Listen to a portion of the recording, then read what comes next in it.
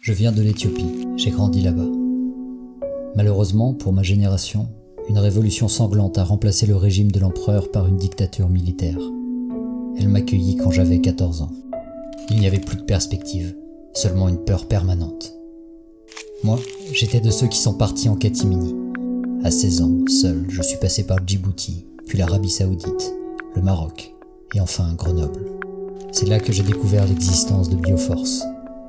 Avec ce que j'avais vécu, je n'avais qu'une seule envie, aller aider les gens. Tout me plaisait dans cette école. L'enseignement sortait de l'ordinaire et m'apprenait la France autrement, la France rurale, la France des quartiers difficiles.